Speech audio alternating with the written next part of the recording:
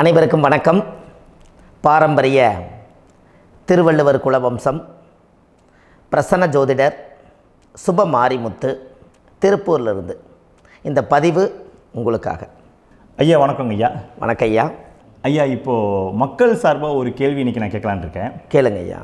ஐயா அதாவது இந்த ஜாதகத்தில் முடக்கு இருக்கு, ஜாதகத்தையும் முடக்கிருச்சு, கண்டிப்பாக அதனால் வாழ்க்கையில் நிறைய பிரச்சனைகள் அப்படின்னு சொல்லி நிறைய பேர் கேட்குறாங்க. கண்டிப்பாங்க ஐயா. இந்த முடக்குங்கிறது என்னங்க ஐயா? அதற்கும் கர்மாவுக்கு ஏதாவது சம்மந்தம் இருக்காங்க ஐயா? ரொம்ப பற்றி சொன்னீங்கன்னா ரொம்ப உதவியாக இருக்குங்க. நல்ல கேள்விங்க ஐயா. இந்த கர்மாவே முதல் எங்கேருந்து வருது அப்படிங்கிறது தான் இப்போ நம்ம சொல்ல போகிறோம். இது வரைக்கும் எத்தனையோ கருத்துக்களெல்லாம் நீங்கள் இந்த உலகத்தில் கேட்டிருப்பீங்க. ஆனால் இந்த பதிவில் நீங்கள் பொறுமையோடு இந்த கருத்தை ஒரு இனிமையோடு நிதானமாக கேட்டிங்கன்னா உங்களுடைய ஊழ்வினை கர்மா எங்கிருந்து உருவாச்சு, இதனுடைய இந்த கர்மானால் நாம் என்ன கஷ்டப்படுறோம், நாம் இந்த பூமியில் பிறக்கிறதுக்கு என்ன வரம் வாங்கி வந்தோம், நம்ம பாவ புண்ணியமெல்லாம் ஜாதக கட்டத்தில் போய் எப்படி எடுக்கிறது, நம்மளுடைய தோஷம்னு சொல்கிறோமே அந்த தோஷம் எப்படி கிரியேட் ஆகுது, நம்ம இந்த பூமியில் பிறக்கும்போது கொண்டு வந்த கர்மாவா, இல்லை கடவுளே நம்மளுக்கு ஒரு தண்டனையாக கொடுத்த கர்மாவா, இல்லை நம்ம இந்த பூமிக்கு வந்ததுக்கு அப்புறம் செய்த கர்மாவா, இது எல்லாத்தையுமே நம்ம பொறுமையாக கேட்கணும்னா கண்டிப்பாக இந்த பதிவை நீங்கள் பொறுமையோடு கேளுங்க. உங்களுக்கு இதில் ஒரு பெரிய ஒரு ரகசியம் ஒன்று அடங்கியிருக்குது. அந்த ரகசியத்தை தான் இன்றைக்கி இந்த உலகத்துக்கு அரங்கேற்றம் பண்ணுறேன். இந்த முடக்கு நம்ம ஐயா கேட்டதில் ஒரு அற்புதமான ஒரு விஷயம் என்ன அப்படின்னு கேட்டிங்கன்னா, முடக்குங்கிறது அந்த காலத்தில் பெரிய திறமையை கட்டி போட்டு வச்சுட்டா நம்மனால் அது இயங்க முடியுமா? முடியாது இல்லைங்களா ஐயா? முடியாது. அப்போது அதே மாதிரி ஜாதக கட்டத்தில் நமக்கு வேண்டிய யோகத்தை கடவுளே நம்மளுக்கு நாம் செய்த பாவத்தினால அது முடக்கி வச்சிருச்சுன்னா அந்த பாவகத்தை அந்த ஜாதகர் அனுபவிக்க முடியுமா? அனுபவிக்க முடியாது. அப்போது அந்த அனுபவிக்க முடியாமல் வெளி உலகத்தில் போய் நம்ம தேடி போன பிறவியில் செய்த பாவத்தை இந்த பிறவியில் நீங்கள் தேடி கண்டுபிடிச்சி வாழ்க்கையில் நீங்கள் எப்போ மேலுக்கு வர்றது? அப்போது அந்த கர்மா 12 ராசி கட்டத்துக்குள்ள 27 நட்சத்திரத்தில் 9 கிரகங்களுக்குள்ள ஒரு பெரிய ஒரு ஆத்துமாத்துமான கர்மா, உங்கள் பூர்வ ஜென்ம கர்மா இதுக்குள்ளே எங்கேயோ ஒரு இடத்துல முடங்கியிருக்குது. இந்த முடக்கை மட்டும் உங்கள் ஜாதகத்தில் நீங்கள் கண்டுபிடிச்சிட்டிங்கன்னா ஹைலைட்டாக வாழ்கிறதுக்கு, இந்த உலகத்தில் சுதந்திரமான வாழ்க்கை வாழ்கிறதுக்கு ஒரு மிகப்பெரிய பொக்கிஷம் உங்கள் ஜாதகத்துக்குள்ளேயே இருக்குது. அப்போது அந்த ஜாதகத்துக்குள்ளே நாம் போன பிறவியில் நம்ம கர்மா நாம் என்ன செய்திருப்போன்னு உங்களுக்குள்ளே பெரிய குழப்பம் இருக்கும். என்னங்க ஐயா, நீங்கள் என்ன கர்மா பண்ணிட்டு வந்தீங்க, நாம் போன பிறவியில் நம்ம யாரை ஒரு வதச்சோம், யாரை நம்ம மனசை புண்படுத்தினோம், நம்ம தாத்தாவுக்கு சோறு போட்டோமா, நம்ம பாட்டனுக்கு சோறு போட்டோமா, நம்ம முப்பாட்டனுக்கு சோறு போட்டோமா, நம்ம கொள்ளுப்பாட்டனுக்கு சோறு போட்டோமா, அப்போ நம்ம அப்பாவுக்கு நம்மளை பெற்றவருக்கு நம்ம சாப்பாடு கொடுத்தோமா, இவங்களுக்கெல்லாம் நம்ம சேவை பணிவிடைகள் செஞ்சோமா, நம்மளுடைய உறவுகளுக்கெல்லாம் அரவணைச்சு போனோமா, நம்மளுடைய இந்த மாதிரி நாம் இரத்த சம்பந்த உறவுகளில் இருந்து தான் இந்த உலகத்துக்கு நம்ம வெளியில் வந்திருப்போம். அப்போது வெளியில் நீங்கள் நிற்கிறீங்க, அப்படியே மேலே போய் பார்த்தீங்கன்னா ஒரு 7 தலைமுறையில் ஒவ்வொருத்தரும் செய்த கர்மாவெல்லாம் நம்ம பிளட்டு ரிலேட்டிவாக இப்போ நீங்கள் கரண்ட்டில் இருக்கிறவங்ககிட்ட தான் டெபாசிட் பண்ணியிருக்கோம். அப்போ இது தெரியாமல் நாம் ஜாதகத்துக்குள்ளே போய் தசாபுத்தி நல்லா தனுங்க இருக்குது, நான் ரொம்ப கஷ்டப்படுறேன், என் ஜாதகத்தில் போய் பார்த்தேன் எல்லா கிரகங்களும் நல்ல வலிமையாக இருக்குன்னு சொன்னாங்க, ஆனால் இன்னும் என்னுடைய கடன் அடையலை, இன்னும் என்னோடய கர்ம தீர்ந்த மாதிரியே தெரியல, எனக்குள்ள ஒரு தாட்டு என்னமோ நான் ஒரு பின்தங்கின வாழ்க்கையிலே வாழ்ந்துட்டுருக்கேன் அப்படின்னு நீங்கள் சொல்லும்போது, அப்போ இதையெல்லாம் தாண்டி ஒரு கர்மா உங்களுடைய ராசி கட்டத்துக்குள்ளே எங்கேயோ ஒரு பக்கத்தில் ரகசியமாக புதைஞ்சிருக்கு. அப்போது அந்த ரகசியமாக புதைஞ்சிக்கக்கூடிய அந்த முடக்கு தான் இன்றைக்கி இந்த உலகத்துக்குள்ளே நீங்கள் தெரிஞ்சுக்கக்கூடிய விஷயம். அப்போ அந்த முடக்குங்கிறது ஒன்று உண்மை. இந்த உலகத்துக்கு நம்மளை எல்லாத்துலேயும் நல்லா யோசிச்சு பாருங்கள். 12 ராசி கட்டம் இருக்குதுங்களா ஐயா? ஆமாங்க ஐயா. ஆனால் கிரகம் எத்தனை இருக்குதுங்க? 9 தான் இருக்குங்க ஐயா. ஆமாம், 12 ராசிக்கு 12 கட்டத்துக்கு 12 கிரகம் கொடுத்துருக்கலாமல்ல கடவுள். அப்போ ஏன் 3 கட்டத்தை மட்டும் எம்டி பண்ணி மீதி 9 கிரகத்தை வச்சுக்கிறாருன்னா, அப்போ நாம் செய்த 3 தலைமுறை கர்மாவுக்கு அது எந்த கட்டம் பிளாக் ஆகுதோ அந்த கட்டத்துக்குள்ளே ஏதோ ஒரு ரகசியம் இருக்கிறனால தானே எங்கேயோ ஒரு பக்கத்தில் நீங்கள் கண்டிப்பாக கர்மாவில் மாட்டுவீங்கிறது கடவுளே படைச்சு தானே இதை உருவாக்கியிருக்காரு. 12 ராசிக்கு 12 கட்டம் கொடுத்துருந்தா எங்கே நீங்கள் சுற்றி வந்தாலும் ஏதோ ஒரு வீட்டுக்குள்ளே போய் உட்காந்துக்கலாம். ஆனால் ஒரு வீடு சுத்தமாக இருக்குது, ஒரு வீட்டில் 4 கிரகம் இருக்குது, ஒரு வீட்டில் 3 கிரகம் இருக்குது, ஒரு வீட்டில் 5 கிரகம் இருக்குது, ஒரு 3 வீடு 4 வீடு காலியாக இருக்குது. அப்போ எங்கேயோ ஒரு ராசி கட்டத்துக்குள்ளேயே கடவுளுடைய கர்மா விளையாட்டு, அது ரகசிய விளையாட்டு தான். அப்போது இந்த இடத்துல தான் உங்கள் ஜாதகத்தில் முடக்கு இருக்குது. இந்த முடக்கை நீங்கள் எப்படியெல்லாம் அதை ஆராய்ச்சி பண்ணி கண்டுபிடிக்க முடியும் அப்படிங்கிற ஒரு விஷயத்தை தான் இன்றைக்கி நம்ம இந்த உலகத்துக்குள்ளே இதை நுழைக்க போகிறேன். இப்போ அப்பா செய்த பாவம்னு ஒன்று இருக்குமில்லங்க ஐயா, நம்ம அறியாத வயசில் தெரியாதில்ல, அப்பா செய்த பாவம் ஒன்று இருக்கும். அப்பாவுடைய சொத்து பிள்ளைக்குத்தானா, அப்பாவுடைய பாவம் பிள்ளைக்குத்தானே, என்னங்க ஐயா? சரி, அப்போ தாத்தா இருக்கிறாரு, தாத்தாவுடைய கர்மா உயிர் எங்கே எழுதி வைக்கிறாருங்க? அப்போது மகனை விட்டுறாரு. அப்போ தாத்தா மாதிரியே முகம் இருக்குது, தாத்தா மாதிரியே அவருடைய நடை உடை பாவனை இருக்குது, அவர் தாத்தாவுடைய ஜீனு தான் அப்படின்னு இவர் சொல்லும்போது, அப்போ தாத்தாவுடைய சொத்து பேரனுக்கு சொந்தம்னா தாத்தாவுடைய பாவம் எங்கே போகுங்க? Very good. அப்போ அப்போது இந்த கர்மா எப்படி டிரான்ஸ்ஃபர் ஆகுதுன்னு உங்களுக்கு தெரியுதா? அப்போ நீங்கள் போன பிறவியில் அந்த தாத்தாவுடைய பேரனை நீங்கள் பிறக்கிறதுக்கு கர்மம் உங்களை செயல்பட வச்சுருக்குது. அதனால் நீங்கள் தாத்தாங்கிறீங்க. அதனால் அந்த கௌரவமை எங்கள் தாத்தா சம்பாரித்த சொத்து நான் தான் அனுபவிக்கணுங்கிற விதியை நீங்கள் உருவாக்கிறீங்க. அப்போது இந்த ஜாதகத்தில் அந்த ஊழ்வினை தோஷந்தான் ஏதோ ஒரு வழியில் உங்களை கர்மாவை செயல்படுத்துது. அதனால தான் இந்த ஜாதகத்தில் எந்த ஒரு முடக்கை எடுக்கிறதா இருந்தாலும் சூரியன் என்ற நட்சத்திரம் எதுவோ அந்த நட்சத்திரத்துக்கு எந்த வீடு முடக்காகுதோ அங்கே தான் உங்களுடைய கர்மா ஒளிஞ்சிருக்கும். இதுதான் உங்களுடைய பெரிய ஒரு பொக்கிஷமான ரகசியம். சரிங்க ஐயா, இப்போ இதில் நவகிரகங்கள் 9 இருக்கும்போது ஏன் சூரியனை மட்டும் நம்ம இதில் எடுத்துக்கணும்னு நீங்கள் சொல்கிறீங்க? நல்ல கேள்விங்க ஐயா. நீங்கள் கேட்டீங்க பார்த்தீங்களா, 9 நவகிரகம் இருக்கும்போது சூரியனை மட்டும், அந்த சூரியன் என்ற நட்சத்திரம் பிறக்கும்போது அந்த வீடு மட்டும் முடக்காகுன்னு நீங்கள் கேட்டீங்க இல்லையா? இதுதான் அற்புதமான கேள்வி. ஏன் அப்படின்னு கேட்டிங்கன்னா, சூரியன்னா அப்பா, அப்பாவோட உயிர் கரு போய் அம்மாவுடைய பனிக்கூடத்தில் கர்ப்பத்தில் வச்சு 10 மாதம் 300 நாள் சுமந்து நீங்கள் இந்த பூமிக்கு வெளியில் வரும்போது நீங்கள் என்ன பாவத்தை இவங்க விதைச்சாங்களோ அந்த கர்மாவை வாங்கிட்டு தான் நீங்கள் வெளியில் பிரசவமாகறீங்க. இதுதானே?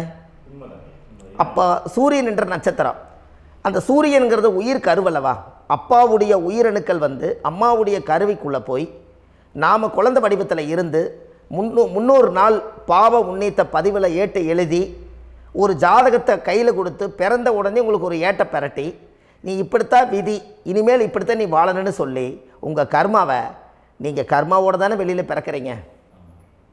அப்போ சூரியன் என்ற நட்சத்திரம் தானே இந்த உலகத்துக்கு ஒரு பெரிய ஒரு மகத்துவம். இப்போ பாருங்கள், விடிய வரைக்கும் நம்ம முழிச்சிட்ருக்குறோம், காலையில் சூரிய உதயமானால் அவங்கவுங்க செயல்படுறோம். மீதி எல்லா கிரகங்களுக்குமே வெளிச்சத்தை கொடுக்கக்கூடிய சக்தி சூரியனுடைய பிம்ப ஒளிக்குத்தானே உண்டு, என்னங்க ஐயா? அதனால தான் மேசத்து உச்ச வீடுன்னு சொல்லி மேசத்தை உச்சம்னு சொல்லி சூரிய உச்சத்தை அங்கே தான் வச்சாங்க. அப்போது அந்த காலச்சக்கரத்துக்கு 5ஆம் இடம் பூர்வ புண்ணியஸ்தானத்தில் போய் சிம்மத்தில் கொண்டு போய் சூரியனை ஆட்சி வீடுன்னு வச்சாங்க. அப்போது சூரியனில் இருந்து தான் அந்த மையப்புள்ளி உருவாகுது. அப்போ உங்களுடைய ஜாதகத்தில் அந்த சூரியனாகப்பட்டவர் பிறக்கும்போது நீங்கள் உங்கள் ஜாதகத்தை நீங்கள் எடுத்துக்கங்க ஐயா. நீங்கள் இன்றைக்கே போய் கதவை திறந்து உங்கள் பெட்டியை திறந்து பீர்வாவுக்குள்ளே உங்களுடைய ஜாதகம் இருக்குது, அந்த ஜாதகத்தை எடுத்து ஜோதிடர்கிட்டையே நீங்கள் சந்தேகம் கேட்குறக்கு முன்பு நீங்களே உங்களுடைய கர்ம பற்றி தெரிஞ்சுக்கிறதுக்கு இந்த பதிவில் உங்களுக்கு ஒரு ரகசியத்தை சொல்லித்தரேன். உங்கள் ஜாதகத்தில் இப்போ இது வரைக்கும் ராசி கட்டத்தை நீங்கள் பார்த்துருப்பீங்க, ஆனால் பாதசாரம்னு ஒன்று இருக்கும் இல்லைங்களா? ராசிக்கு பாதசாரம்னு ஒன்று இருக்கும். சூரியன் என்ன நட்சத்திரத்தில் இருக்குது, சந்திரன் என்ன நட்சத்திரத்தில் இருக்குது, செவ்வாய் என்ன நட்சத்திரத்தில் இருக்குது, புதன் என்ன நட்சத்திர காலில் நிற்குது, இதெல்லாமே அந்த சாரம் இல்லாத ஜோதிடம் சோரம் போய்விடும். அதனால் அந்த சாரத்தில் நிற்கிது பார்த்தீங்களா கிரகம், அதில் இப்போ நீங்கள் உங்களுடைய ராசி கட்டத்தை ஓப்பன் பண்ணுங்கள். இதில் ராசி கட்டத்தில் சூரியன் என்ற நட்சத்திரம்னு ஒன்று இருக்கும் இல்லைங்களா?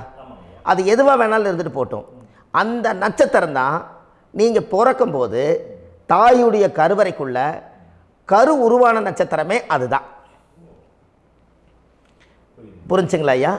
பிறக்கும்போது நீங்கள் அந்த கருவுடைய நட்சத்திரம் அப்பா வந்து கருவை உருவாக்கி கர்மாவை விதைச்சது அந்த சூரியன் என்ற நட்சத்திரம் தான். அந்த வீட்டுக்கு தான் இந்த ராசி கட்டத்தில் உங்களுக்கு முடக்கு உருவாகுது.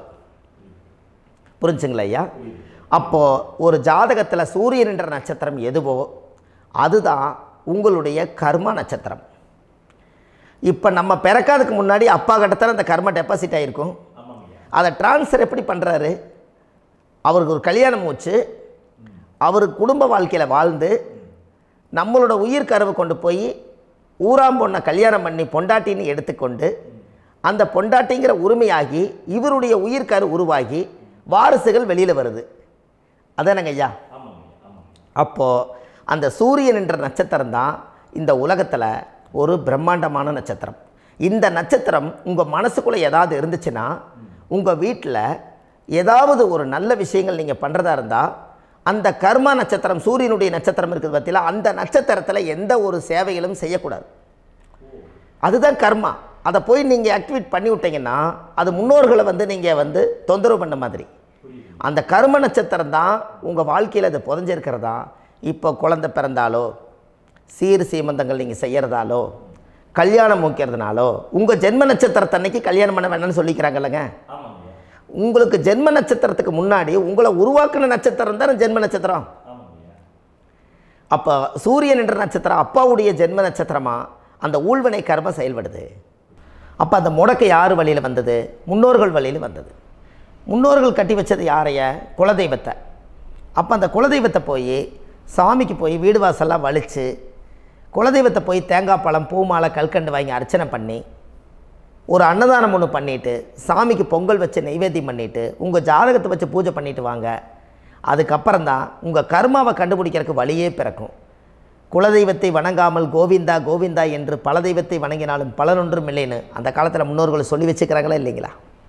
அதனால் கண்டிப்பாக அதை கண்டுபிடிச்சி நீங்கள் அதுக்கு ஒரு நைவேத்தியம் பண்ணால் மட்டும்தான் முதல்ல உங்கள் 5ஆம் பாவம் முன்னோர்கள் அது வேலை செய்யும். குலதெய்வ ஆலயத்துக்கு போயிட்டு வாங்க. போயிட்டு வந்துட்டு இந்த கர்மவினை தோஷத்தை நிவர்த்தி பண்ணுறதுக்குண்டான சரியான பரிகாரத்தை நம்ம எடுப்போம். அப்போது உண்மையாலுமே ஒரு ராசி கட்டத்துக்குள்ளே இந்த மாதிரி ஒரு அந்த கர்ம தோஷம் இருப்பதனால இந்த கர்மா தோஷத்துக்கு அந்த முடக்க தோஷங்கிறத நீங்கள் எடுத்து அதை கண்டுபிடிச்சி அந்த சூரியன் என்ற நட்சத்திரம் எந்த ராசி கட்டத்தில் போய் முடக்காயிருக்குதோ அந்த முடக்கு எந்த பாவகம் வந்து நம்மளுக்கு லாக் ஆகிருக்குதோ அந்த பாவகத்துக்கு உண்டான பரிகாரங்கள் அதுக்குரிய ஸ்தலங்கள் அந்த கோவில்களில் போய் சுவாமிக்கு தேங்காய் பழம் பூமாலை கல்கண்டு வாங்கி அர்ச்சனை பண்ணி நீங்கள் அந்த கோவிலுக்குள்ளே போய் உட்காந்து சாமி கும்பிட்டு வந்தீங்கன்னா உங்களுடைய ஜாதகத்தில் இருக்கக்கூடிய அந்த முடக்கு தோசை நீங்கி வாழ்க்கையில் நீங்கள் எதை சாதிக்க வந்தீங்களோ அந்த சாதனையை நீங்கள் சாதிச்சிட்ருப்பீங்க. புரிஞ்சுங்களா ஐயா? ஏன் அப்படின்னா அந்த முடக்கு நட்சத்திரத்துக்குள்ளே தான் ஒரு தோஷம் இருக்குது. இப்போ அந்த காலத்தில் பாருங்கள் ஐயா, முன்னோர்கள் எல்லாம் நிறைய பேர் கோவில் கட்டி வச்சுட்டு போயிருக்காங்களா இல்லைங்களா? இந்த கோவில் எதுக்காக கட்டி வச்சுக்கிறாங்கன்னா அவங்க கட்டினவங்களுக்கும் அந்த முடக்கு தோஷம் இருந்திருக்குது. ராஜாக்கள் இருந்திருக்குது, மன்னர்கள் காலத்தில் இருந்திருக்குது, ஜமீன்தார் காலத்தில் இருந்திருக்குது.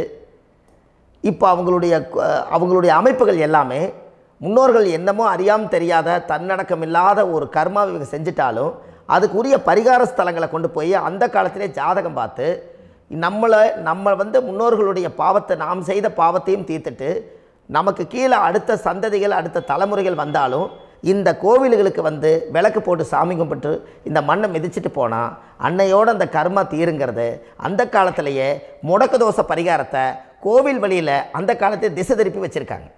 அப்போ நீங்கள் கோவிலுக்கு போகாமல் கண்டிப்பாக இந்த பரிகாரத்தை நீங்கள் உடைக்க முடியாது.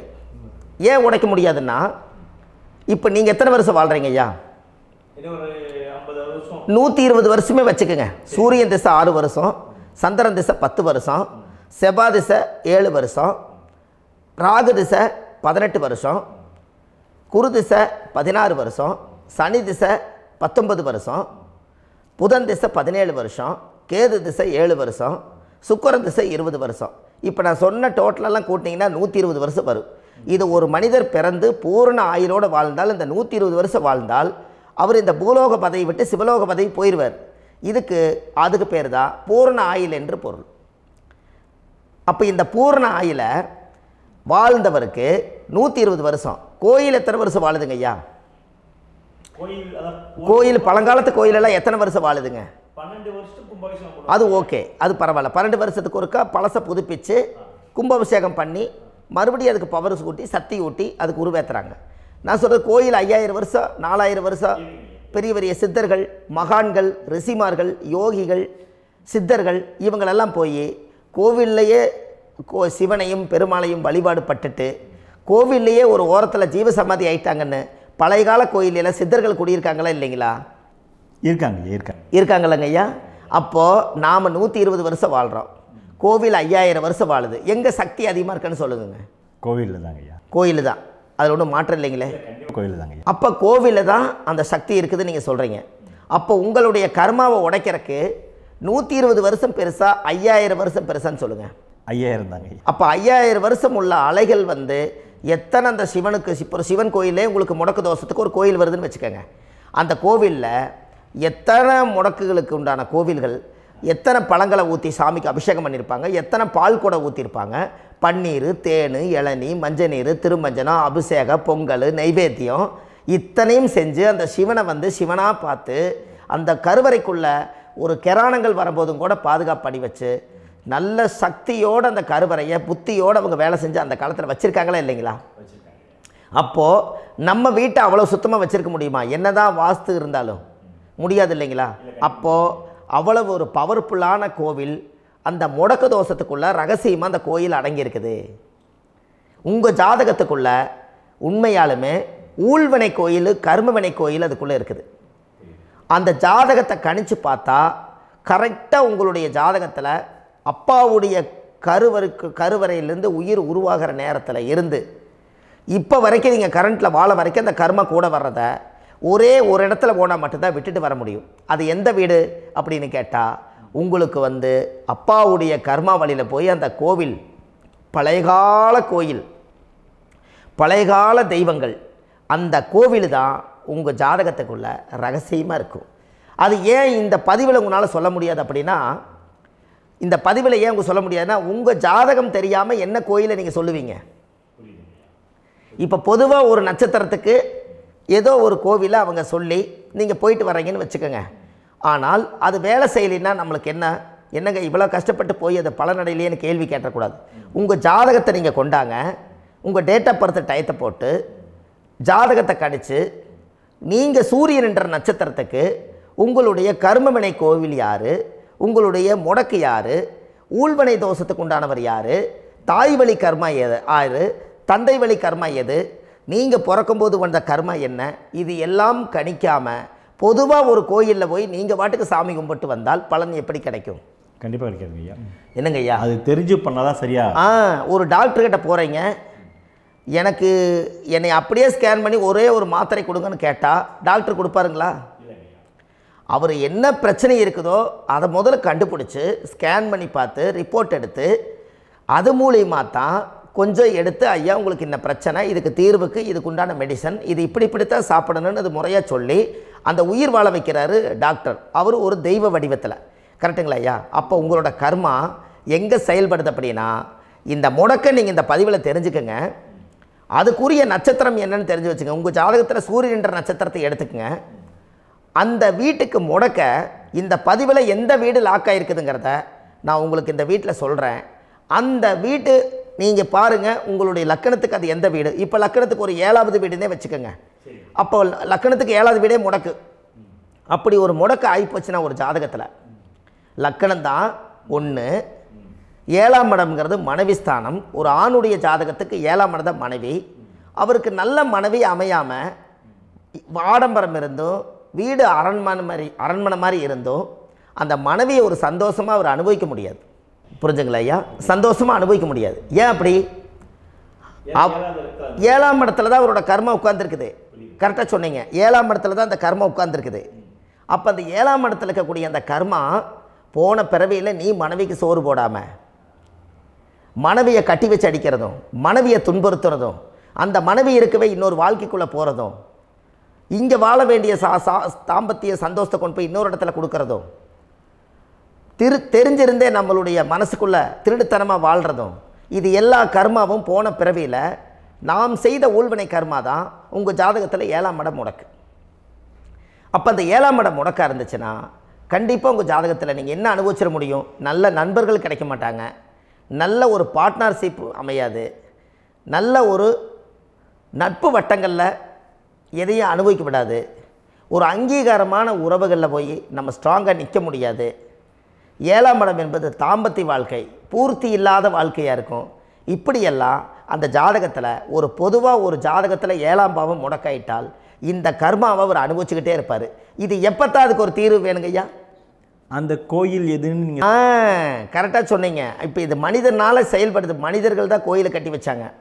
தெய்வத்தை விட ஒரு காலத்தில் மனிதர்களுக்கு மகிமை ஜாஸ்தி. ஏன்னா சாதாரண ஒரு மண் பூமியாக இருந்த இடத்த மனிதர்கள் தான் கோயில் கட்டி ஒரு மகிமைப்படுத்தி புண்ணியம் பண்ணி வச்சாங்க. மனிதர்களுக்கு சக்தி அதிகம்தான், ஆனால் பிரபஞ்சத்துக்கு அதை விட சக்தி அதிகமல்லவா? ஐயா, நீங்கள் கோவிலுக்கு போய் அந்த கர்மா உடைக்கிறதுக்கு கோவிலில் சக்தி இருக்குது, ரைட்டு. ஆனால் நம்ம வீட்டுக்கும் கோயிலுக்கும் ஒரு மிகப்பெரிய தொடர்பு என்னென்னா, அந்த கோயில் கட்டுறவங்க எல்லாமே பழைய காலத்து கோயிலெல்லாம் பாருங்கள், பஞ்சபூதத்தை வச்சு கட்டியிருப்பாங்க. பஞ்சபூதத்தை வச்சு தான் கட்டுவாங்க கோயில். அது உங்களுக்கு தெரியணும் இல்லைங்களா? பஞ்சபூதம்னா நீர், நெருப்பு, காற்று, பூமி, ஆகாயம். இந்த பஞ்சபூதத்தினுடைய சக்திகள் எல்லாம் ஒரே நேர்கோட்டுக்கு என்னைக்கு வருதோ அன்னைக்கு தான் அந்த கோவிலுடைய பாலக்கால் போட்டு 1000-2000 வருஷம் நிலச்சி நிற்கிறது. காரணம், இந்த பிரபஞ்சத்தில் பஞ்சபூதம் எப்படி நிலச்சி நிற்குதோ அதுபோல் 5000 வருஷம் நிற்கிறதுக்கு அந்த பஞ்சபூத சக்தி வச்சு தான் சாமி சிலையை பிரதிஷ்டை பண்ணி வச்சுருப்பாங்க. அதனால தான் இந்த கோயில்கள் எல்லாம் 5000 வருஷமாயும் எத்தனையோ கிராணங்களை எல்லாம் தப்பிச்சிருக்கிறதுக்கு காரணம். அப்பேற்பட்ட புண்ணிய ஸ்தலம் உங்களுக்கு எதுன்னு தெரியணுமல்லவா? என்னங்க ஐயா? அப்பேற்பட்ட புண்ணிய ஸ்தலம் உங்களுக்கு எதுன்னு தெரிஞ்சால் தானே நீங்கள் போய் செய்ய முடியும், இல்லாட்டி கண்டிப்பாக தெரியாது. அப்போ இந்த முடக்கு தோஷத்தை கடவுள்கிட்ட கொண்டு போய் ஒப்படைக்கணும். நாம் பிறக்கும் போது கொண்டு வந்த கர்மாவை நாம் இருக்கும் காலத்தில் கொண்டு போய் இந்த கர்மாவை சுத்தப்படுத்தி, நீங்கள் பாவ ஆத்மாவை இந்த பூமியில் பிறந்து பூலோகத்தில் எல்லா புண்ணியத்தையும் செஞ்சுட்டு இந்த பூலோகத்தை விட்டு நீங்கள் போகும்போது புனித ஆத்மாவாக போகணுன்னா உங்கள் கர்மாவை கொண்டுட்டு போகாதீங்க, கர்மாவை நிவர்த்தி செய்யுங்க. என்னங்க ஐயா? அப்போ கர்மாவை சுத்தப்படுத்துங்க. கர்மாவை சுத்தப்படுத்திட்டு உங்களுக்கு பிறக்கிற குழந்தைகளுக்கு அந்த கர்மாவை டிரான்ஸ்ஃபர் பண்ணாமல் உங்களோட நில் பண்ணுங்க. ஒரு உதாரணம் சொல்லட்டுங்களா ஐயா? ஒரு காந்தம் ஒன்று இருக்குது இல்லைங்களா? ஒரு காந்தம்ங்கிறது ஒரு தாத்தாவாக வச்சுக்கோங்க. ஒரு இரும்பை கொண்டு போய் வச்சா ஒட்டு மாட்டாதா? அப்போ ஒட்டுனோடனே காந்தம்ங்கிறது தாத்தா, அவருக்கு பிறந்த வாரிசுக்கு அந்த கர்ம டிரான்ஸ்ஃபர் ஆயிருமா? சரி, இன்னொரு இரும்பை கொண்டு போய் வைங்க, ஒட்டு மாட்டாதா? அப்போ அது பேரனுக்கு வைங்க, பேரனுக்கு வந்துருச்சு அந்த கர்மா. இன்னொரு இரும்பு கொண்டு போய் வைங்க, அந்த காந்தத்துக்கு நேர் இன்னொன்று வைங்க, ஒட்டு மாட்டாதா? அப்போ அதை கொண்டு போய் நம்ம கொள்ளு பேரனுக்கு வைங்க. இப்படியே டிரான்ஸ்ஃபர் ஆகி தலைமுறையாக இந்த கர்மா தொடர்ந்துக்கிட்டே இருக்குது. இந்த இடத்துல கொண்டு போய் காந்தத்துக்கு இரும்பு ஒட்டிகிட்டே இருக்குதுல்ல, இந்த இடத்துல ஒரு மரக்கட்டை செஞ்சு கொண்டு போய் கரெக்டாக வச்சுக்கினே போட்டுமா? அந்த மரக்கட்டையை கொண்டு போய் வைக்கிறவர் யார்? மரக்கட்டை வச்சுட்டு அடுத்த வாரிசு புனிதமாக பிறந்துட்டு இந்த மேலே இருக்கிற கர்மாலாம் இந்த அடுத்த இதுக்கு வராதில்ல. இதுதாங்க ஐயா கர்மா. தொடர்ந்து வரக்கூடிய கர்மாவை அதை நில் பண்ணணுங்கிறதுக்கு பேர் தான் இந்த உதாரணத்தை சொன்னவங்களுக்கு. அப்போ நாம் இந்த பூலோகத்தில் நம்ம ஒரு தாயுடைய கருவறையில் இருந்து தொப்புள் கொடி அறுக்கும் நேரம் நாம் என்ன கர்மாவை வாங்கி வந்திருந்தாலும் அதையெல்லாம் ஆராய்ச்சி செய்து ஜாதகத்தில் முழுமையாக கண்டுபிடிச்சி ஒரு காலம் இல்லைனாலும் ஒரு காலம் நம்ம நல்லா இருக்கிறதுக்காக, நம்ம வாரிசுகள் எல்லாம் நலமடைஞ்சு வளமடைஞ்சு வர்றதுக்காக இந்த கர்மா தோஷத்தை கரெக்டாக கண்டுபிடிச்சி சரியான கோவிலுக்கு போய் நீங்கள் கர்மாவை நிவர்த்தி பண்ணி அங்கே பூஜை புனஸ்தானங்கள், சகசரநாம பூஜைகள், ஓமங்கள், வழிபாடுகள் இதெல்லாம் நீங்கள் செஞ்சு உங்களுடைய பாவத்தை எல்லாம் கழித்து உங்கள் ஜாதகத்தவே யோகமாக மாற்ற முடியும். கண்டிப்பாக மாற்ற முடியும். ஏன்னா நம்ம யாரை நம்பி செய்கிறோம்? சரியான கடவுள்கிட்ட வழிகாமிக்க போகிறோம். அப்போ கடவுள் பொய்யாயிருவாரா? ஐயா, நம்ம அதாவது அந்த காலத்தை சொல்லுவாங்க, சத்தியுள்ள சாமி கும்பிட்டு புத்தி உள்ள உள்ளே பெக்கணும்னு சொன்னாங்க.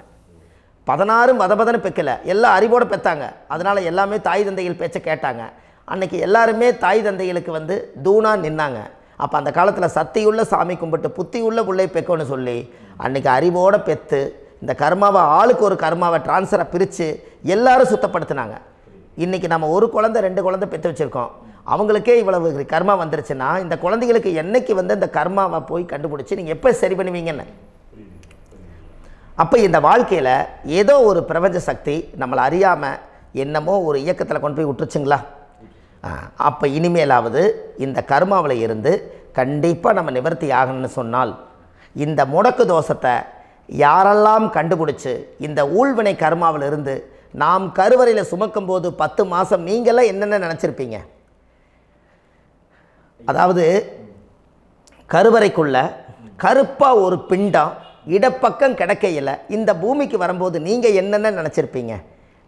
இந்த பிறந்ததுக்கு அப்புறம் வந்து தான் அம்மா தெரியுது, அப்பா தெரியுது, தாத்தா தெரியுது, பாட்டி தெரியுது, இந்த உலகத்தில் கண்கொள்ளாத காட்சிகள் எல்லாம் தெரியுது, எல்லாம் தெரியுது. ஆனால் 10 மாதம் உங்கள் வாழ்க்கையில் நீங்கள் இருக்கும்போது நீங்கள் என்னென்னலாம் நினச்சி இந்த பதிவில் இறைவன் கொடுத்தாரோ அதையெல்லாம் அனுபவிக்கத்தான் வந்தீங்க. அதுக்கு இடையில இருக்கிறதான கர்மா.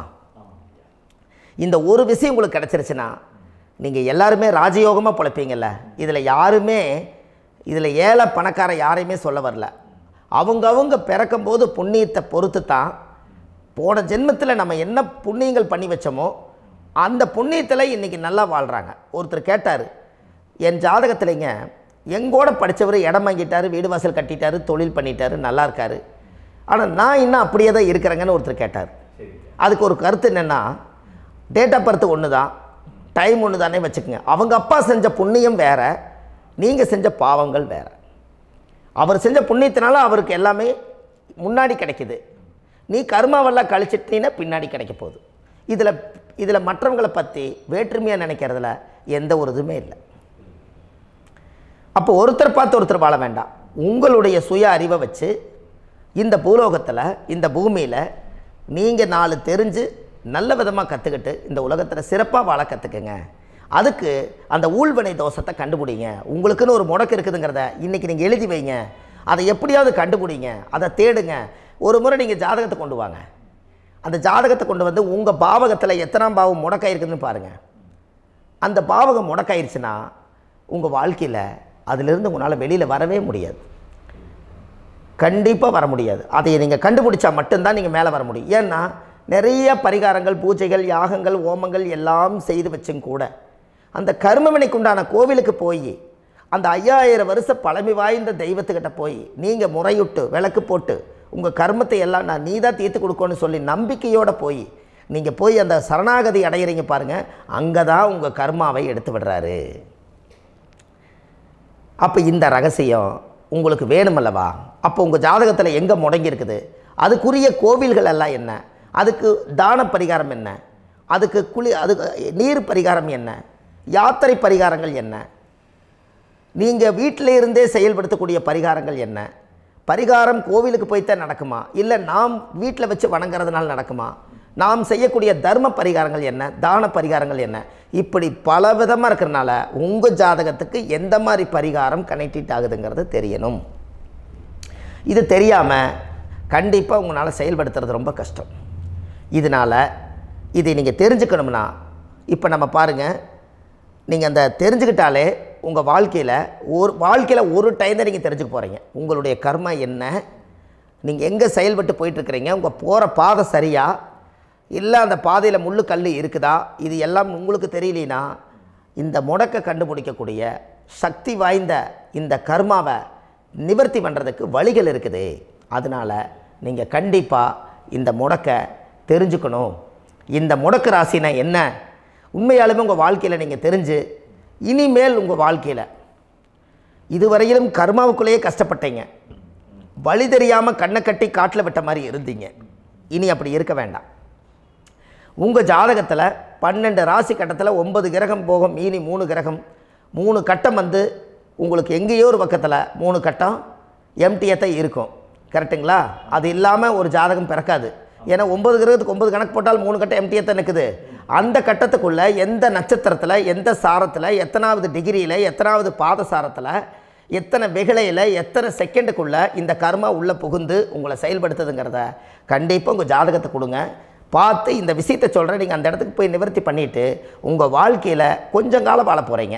பாருங்கள், பிறந்ததுலேருந்து 20 வருஷத்துக்குள்ளே இளமையாக வாழ்கிறீங்க, குழந்தையாக வாழ்கிறீங்க. 20லேருந்து 40 வயசுக்குள்ளே தான் உங்களுக்கு ஒரு பொண்ணை பார்த்து கல்யாணம் பண்ணி ஒரு கரு உருவாக்குறீங்க. அதுக்கப்புறம் 40லேருந்து 60க்குள்ளே குழந்தை பெற்று கடமை முடிச்சிடுறீங்க. 60 வயசுக்கு மேலே ரிட்டையர்ட் ஆகிடுறீங்க.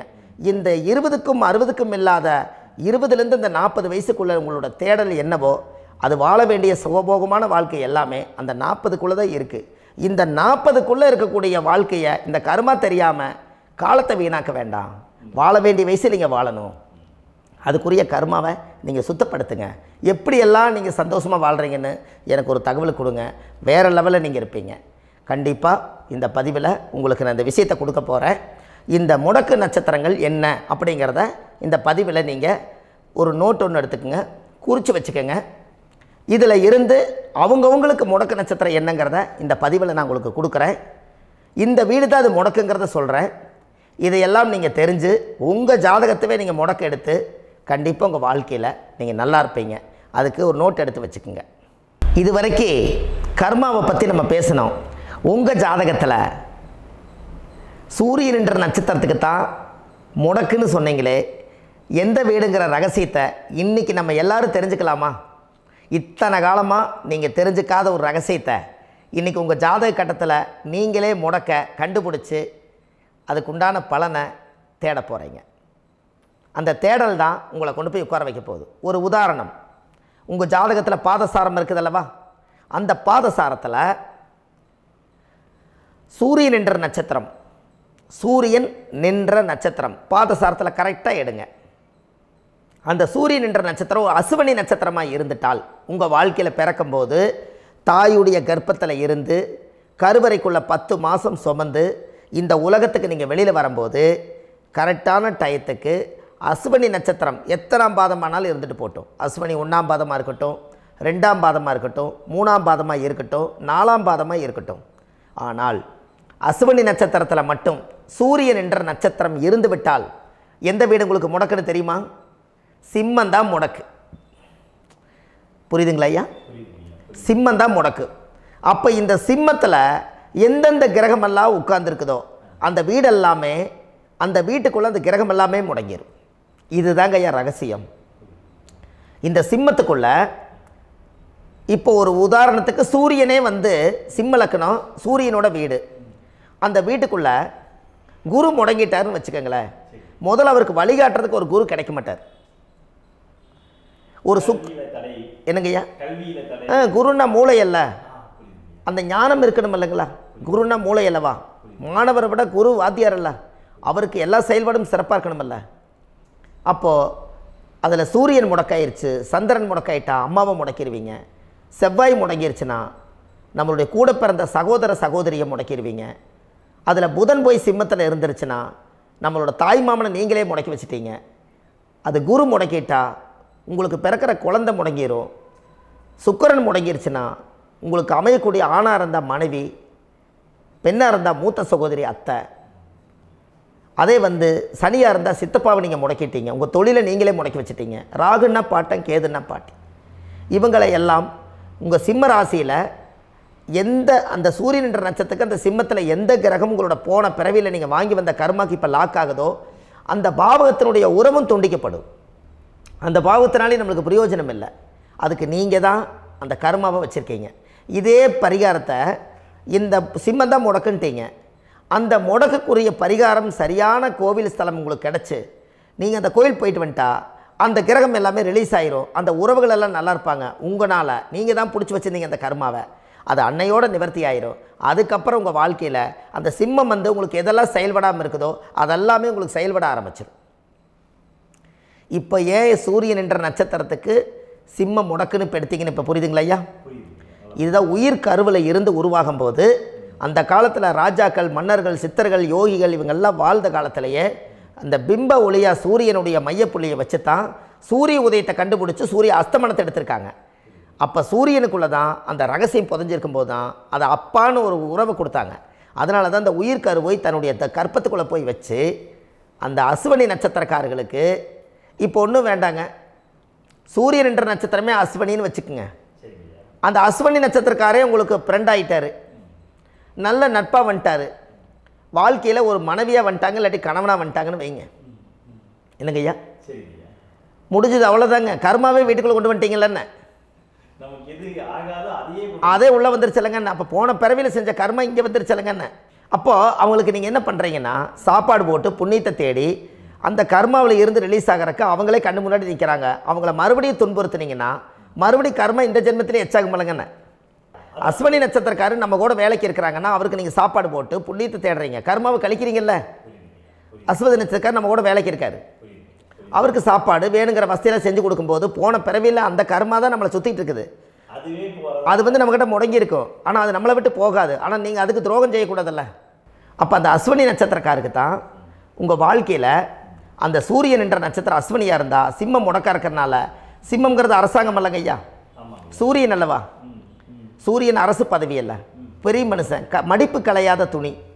அவங்க நீண்ட தூரம் பிரயாணம் பண்ணும்போது அந்த அரசியல் செல்வாக்கு, பேரு புகழ், பதவி, பூர்வ புண்ணியம், தலையில் கிரிகிடம், ப்ரமோஷன் எல்லாமே சூரியன் தானே. அத்தனையுமே முடங்கிருச்சே. அவருக்கு சாதாரணமாக அவங்களோட குடும்பத்தோட மட்டும் உறவு வந்து போச்சுங்களா? வெளி உலகத்தை சுற்றி பார்த்தால் இந்த உலகத்துக்கு இவ்வளவு கஷ்டப்பட்டு பேரு புகழ் இருந்து என்னால் பதவியில் உட்கார முடியலையே, என்னால் அரசியல் பண்ண முடியலையே, எத்தனை பேருங்க. அப்போ இந்த கர்மா தானே அடியில் உட்காந்து தோண்டிட்டு இருக்குது குழியை. அப்போ இது கொஞ்சம் நல்லா இருந்தால் நல்லா இருக்கும் அல்லவா? அப்போ இனிமேல் அப்போ சூரியன் என்ற நட்சத்திரம் அஸ்வினியாக இருந்தால் சிம்மந்தான் முடக்கு. அந்த முடக்கை கண்டுபிடிச்சி அதுக்குரிய பரிகாரங்களை தேடி நீங்கள் வாழ்க்கையில் வெற்றியாகுங்க. அதுக்கு ஜாதகத்தில் அதுக்குரிய அந்த கிரக நிலைகளை அறிஞ்சு தான் கோவிலில் நீங்கள் கண்டுபிடிச்சி போக முடியும். அதனால் கண்டிப்பாக இந்த சிம்ம முடக்குங்கிறத மட்டும் மனசில் வச்சுக்கோங்க. அந்த சிம்மத்துக்கு கிட்டத்தட்ட எளிமையான பரிகாரங்கள் நிறைய இருக்குது. ஆனால் இந்த பதிவில் அவ்வளவும் கொடுத்தா குழம்பிடுவாங்க. அதனால தான் ஜாதகத்தை பார்த்து சரியான பரிகாரத்தை மட்டும் ஒன்று கொடுத்தா போதும், அவங்க லைஃப்பில் எங்கேயோ போயிடுவாங்க. கண்டிப்பாக செஞ்சுட்டு வருவோம். இன்றைக்கு அஸ்வதி நட்சத்திரத்தை பற்றி இவ்வளோ தூரம் நீங்கள் பார்த்தீங்க. அடுத்த பதிவில் பரணி நட்சத்திரத்தை பற்றி நம்ம நல்லபடியாக பார்ப்போம். நம்ம ஆன்லைன்லேயே ஜாதகம் பார்க்குறோம். உங்கள் date of birth, time, place கொடுத்தீங்கன்னா போதும், உங்களுக்கு ஜாதகத்தை கணிச்சு ஃபோன்லேயே உங்களுக்கு கர்ம ராசி கண்டுபிடிச்சி உங்களுக்கு உண்டான கர்ம பரிகாரத்தை சொல்லி உங்கள் வாழ்க்கையில் ஒரு வெளிச்சத்தை கொண்டு வர்றதுக்கு என்றைக்கும் உங்களுக்கு உறுதுணையாக இருப்பேன். நீங்கள் கண்டிப்பாக இந்த பதிவுகள் எல்லாம் இது உங்களுக்காகத்தான். இது அதிகாலை நேரத்தில் பிரம்ம முகூர்த்தத்தில் இந்த பதிவை உங்களுக்கு முழுமையாக சமர்ப்பணம் பண்ணுறேன். இதை கற்று இதை வழி நடத்தி இதைய எப்படியெல்லாம் இந்த முடக்கை கண்டுபிடிச்சி இப்படியெல்லாம் பேச வச்சு அழகு பார்க்க நம்ம முன்னோர்களுடைய ஆசீர்வாதமும் இந்த முடக்கை கண்டுபிடிச்ச குருமார்களும் அவங்களுடைய குடும்ப பாரம்பரிய வம்சாவளிகளும் எல்லாருமே நல்லா இருக்கணும். அதுக்காக இந்த நேரத்தில் நான் வந்து அடியேன் சுப மாரிமுத்தாக இருந்து திருப்பூர்லேருந்து இந்த பதிவை உங்களுக்கு நான் கொடுக்குறேன். கண்டிப்பாக இந்த முடக்கு கோயிலுக்கு, இந்த முடக்கு தோஷத்துக்கு உண்மையான பரிகாரங்கள், எளிமையான பரிகாரங்கள் நீங்களே வாழ்க்கையில் செஞ்சு ஆதிகால பரிகாரங்கள் உங்கள் மனசுக்குள்ளே இருக்குது. அதை செயல்படுத்தினா மட்டும் போதும், வாழ்க்கை எங்கேயோ போயிடும். கண்டிப்பாக ஒரு முறை உங்கள் ஜாதகத்தை அனுப்பி வைங்க, உங்களுக்கு நான் பார்த்து பலன் சொல்கிறேன். இன்றைக்கி நான் கொடுத்த பதிவுகள் எல்லாம் உங்களுக்கு ரொம்ப பயனுள்ளதாக இருந்திருக்கும். உங்களுக்கு இது வரைக்கும் எத்தனையோ கர்ம வினைகளை பற்றி தெரியாமல் இருந்திருப்பீங்க. இந்த பதிவில் நிறைய கேட்டு தெரிஞ்சுக்கிட்டீங்க. இதெல்லாம் வாழ்க்கையில் ரொம்ப முக்கியமான பரிகாரங்கள், எளிமையான பரிகாரங்கள். நேராக நீங்கள் கடவுளைத்தான் கெட்டியாக பிடிக்க போகிறீங்க. அந்த பரிகாரங்கள் எல்லாம் செஞ்சு அதிகாரமாக வாழ்ந்து இந்த பூலோகத்தில் நல்ல சிறப்பாக வாழ்கிறதுக்கு இந்த பரிகாரம் உங்களுக்கு ரொம்ப யூஸ்ஃபுல்லாக இருக்கும். கண்டிப்பாக இந்த பதிவை செய்யுங்க. நம்ம பாரம்பரிய திருவள்ளுவர் குல வம்சம், பிரசன்ன ஜோதிடர் சுப மாரிமுத்து, திருப்பூரில் இருக்கேன். 30 ஆண்டு காலமாக நம்ம ஜோதிடம் பார்த்து கொண்டு இருக்கிறோம். இவ்வளவு காலமாக எத்தனையோ ஆயிரக்கணக்கான மக்களுக்கு நம்ம ஜோதிடம் பார்த்து வழிகாட்டி நிறைய மக்களுக்கு நிறைய சேவைகள் செஞ்சுருக்கேன். நிறைய கோயில் கட்டி வச்சுருக்கேன், கும்பாபிஷேகங்கள் பண்ணி வச்சுருக்கேன், அன்னதானங்கள் நிறையா பண்ணி வச்சுருக்கேன், புண்ணிய யாத்திரைகள் நிறைய போய் வந்திருக்கேன். மக்களுக்காகவே நான் உங்களுக்கு உழைக்க தயாராக இருக்கேன். இந்த ஜோதிடம் வந்து என்னுடைய ஒரு பாரம்பரியமாக, என்னுடைய அப்பா தாத்தா முன்னோர்கள் இதெல்லாம் எங்களுடைய குலத்தொழில் இது. அதனால் நாங்கள் பாரம்பரியமாக திருவள்ளுவர் குல வம்சம். வள்ளுவர் வாக்குன்னு யூடியூப் சேனலில் போனீங்கன்னா 1000 பரிகாரங்கள் கொடுத்துருக்கேன். அதுவும் உங்களுக்கு ரொம்ப யூஸ்ஃபுல்லாக இருக்கும். வள்ளுவர் வாக்கு அப்படின்னு போடுங்க, அப்படி இல்லைன்னா சுப மாரிமுத்துன்னு போடுங்க. இதில் பரிகாரங்கள் நிறையா கொடுத்துருப்பேன். கண்டிப்பாக இதெல்லாம் நீங்கள் சந்தித்து நீங்கள் ஒரு சப்ஸ்கிரைப் பண்ணி வச்சுக்கோங்க. நான் போடக்கூடிய பதிவுகள் எல்லாமே உங்களுக்கு நோட்டிஃபிகேஷனை வந்துடும். அதனால் நீங்கள் ஒரு சப்ஸ்கிரைப் பண்ணி வச்சுக்கோங்க. தினமும் ஒரு தகவல் உங்களுக்கு கொடுத்துக்கிட்டே இருக்கேன். இதெல்லாமே உங்களுக்கு ஒரு பெரிய சந்தோஷமான நிகழ்ச்சிகள். என்றைக்கும் உங்களோட நான் வாழ்கிறேன். உங்களுடைய குடும்பத்தில் நான் ஒருத்தராக இருந்து குடும்ப ஜோதிடராக நான் இருப்பேன். கண்டிப்பாக ஆயுளுள்ள வரைக்கும் உங்களுக்காக இந்த ஜோதிடத்துக்கு உழைச்சி உங்கள் குடும்பத்தில் ஒருத்தராக நான் வந்து ஒரு ரத்த உறவில் நான் வந்து இந்த பூர்வ ஜென்மத்தில் உங்களுக்கு நான் கடமைப்பட்டிருக்கேன். கண்டிப்பாக அடுத்த பதிவில் உங்களை நான் சந்திக்கிறேன். வாழ்வது ஒரு முறை, வாழ்த்தட்டும் தலைமுறை. நன்றி, வணக்கம்.